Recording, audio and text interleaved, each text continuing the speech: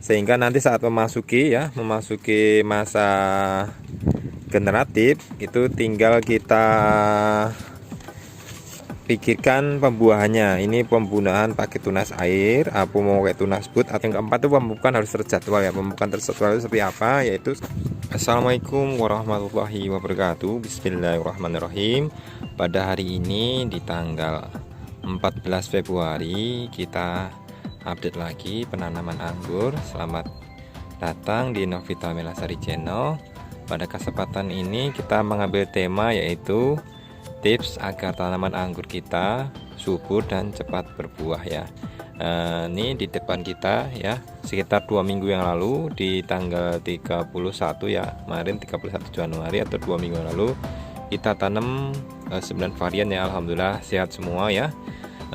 Sebelum ke tanaman utama, ke Jupiter ya, varian yang rajin berbuah, kita lihat dulu ya. Ini alhamdulillah untuk MD kita, ini Giant Grande, alhamdulillah udah tambah pesat nih tingginya ya. Ini juga varian CRV sudah subur sekali. Ini Ara 15, ini Beauty ya, itu juga alhamdulillah sangat subur ya. Kita sekarang langsung ke tanaman kita, si varian yang sangat rajin berbuah, yaitu varian Jupiter. Jadi tips buat teman-teman semua yang mungkin baru menanam anggur ya, itu varian yang mungkin sangat direkomendasikan yaitu jenis Jupiter ya, karena gampang sekali berbuah, buahnya juga tahan dibandingkan varian yang lain. Dia tanpa dibungkus pun dia insya Allah lebih tahan ya. Kalau varian yang lain kalau hujan harus dibungkus ya. Di kali ini ya, di anggur Jupiter ini kita tanam ya, ini dari bawah dulu. Ini kita tanam di akhir Oktober ya. Ini awalnya kita sempat potong berapa kali kita karena pinginnya buah dari tunas bud ya, tapi karena dengan tunas air pun untuk varian ini tetap bisa berbuah. Namun catatannya dia buahnya tidak terlalu besar ya. Nanti kita akan maksimalkan dengan GA3 ya. Ini tingginya udah lumayan udah. Dan dari buahnya ini kemana kita kasih GA3 ya, ini juga lumayan ya nih. Dan di varian ini sebenarnya dari 2 bulan pertama itu sudah mau berbuah ya, tapi di awalnya kita potong-potongin ya, karena di semua tunasnya membawa bunga ya, membawa bunga seperti ini. Jadi kemarin sehari yang lalu saya potongin ya segera, sengaja ya, karena takutnya kalau terlalu lembab nanti tanaman kita banyak coklat ya, kerak daunnya. Jadi kita kurangin ya, contohnya seperti ini nih ya. Jadi seperti ini kerak daun nih, walaupun udah disemprot ya, terlalu lembab nih takutnya tumbuh seperti ini ya. Jadi kita harus potekin ya kalau ada kerak daun seperti ini, biar nggak menular. Kalau nggak dipotek nanti bisa nular ya. Kita kali ini akan berbagi tips nih di tanaman Jupiter ya, mungkin bisa diaplikasikan yang lain. Itu rahasianya sama, gimana caranya ya. Ini tanaman kita itu bisa subur ya. Ini saya bilang subur karena tunas airnya itu semua langsung banyak dan semua serempak pertumbuhannya ya. Itu di varian lain pun juga sama ya. Coba kita lihat ke varian sini ya. Ini ada Ninel nih ya, Ninel pun sama nih ya. Nah ini kita akan berbagi tips hari ini gimana tanaman kita itu bisa subur dan bisa sehat ya. Yang pertama tips dari kami ya, dari Novita Melasari Channel. Tapi sebelumnya minta tolong dari teman-teman semua biar kita bisa terus berkarya buat dunia anggur, bisa berkontribusi. Minta tolong untuk like, subscribe, dan share-nya agar kami bisa terus memberikan kontribusi buat dunia anggur di Indonesia ya.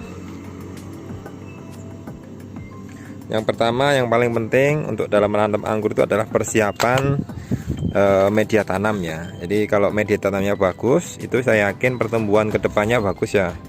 Tinggal catatan itu tambahkan unsur P ya saat penanaman di awal, atau TSP atau SP36 ya. Itu salah satu yang gak masalah. Untuk perbedaannya nanti akan saya paparkan ya. Yang kedua, di fase vegetatif itu asupan nutrisi harus terpenuhi berupa unsur N, P, dan K ya. Dia harus terpenuhi sehingga nanti saat memasuki masa generatif itu tinggal kita pikirkan ya, pembuahannya mau pakai tunas air atau tunas bud ya. Jadi seperti itu. Terus yang ketiga ya, yaitu untuk di musim hujan ini hindarkan penggunaan pupuk yang kaya N ya. N itu saya aja di NPK 1616 udah jarang sekali gunain karena ada kandungan N nya ya. Saya gunain pupuk POC ya, sama mungkin P sedikit sama K sedikit ya. Terus pemupukan yang keempat itu pemupukan harus terjadwal ya. Pemupukan terjadwal itu seperti apa? Yaitu saya pemupukan itu dari pemupukan harian. Pemupukan harian itu saya gunain POC. Saya gunain POC sekali sehari. Nanti detail POC-nya kita akan sampaikan ya di episode selanjutnya. Jadi yang pengen tahu bisa like dan subscribe-nya biar nanti ada notifikasinya ya. Terus pemupukan mingguan ya. Mingguan tadi bisa gunain NPK ya. NPK 1616. Kalau di saya setiap 2 minggu sekali saya tambahkan TSP ya. TSP sama SPG 36 tuh teman-teman harus tahu ya. TSP itu ada kandungan P-nya 46 sampai 48. Dia tidak ada S-nya atau sulfurnya kosong. Tapi untuk SP36 tuh P-nya itu ada 36, S-nya 16, S-nya 5% ya. Dan untuk K-nya ya, karena nanti di masa generatif kan kita harus banyakin unsur P dan K ya. Dan untuk K kan nantinya kita harus gunain pupuk yang rendah kloridnya ya. Hindarkan KCl ya, KCl kurang bagus. Jadi saya gunain YK ya. YK itu kaliumnya 50% dan S-nya ada 17% ya. Ini itu bagus. Jangan terkecoh nanti belinya ZA. ZA itu kayak akan nitrogen ya. Nitrogen itu bagus sih generatif, tapi kalau kita kasih ZA takutnya nanti nggak seimbang ya di awal. Jadi di awal tuh baiknya pemupukan seimbang NPK 16-19 namun ditambahin POC ya. Ya tadi pupuk mingguan, harian, mingguan, dan 2 mingguan. 2 mingguan saya tadi tambahin P sama K nya sedikit ya, seperti saya paparkan. Sama yang terakhir yang tidak kalah penting yaitu perawatan tanaman harus terjadwal juga ya. Kenapa? Karena tanaman anggur itu akan rentan akan jamur dan juga akan rentan akan penyakit ya. Kalau kita nggak rawat, takutnya jamur dan juga hama itu menyerang tanaman kita dan sayang sekali nanti bisa gagal dalam penanamannya ya.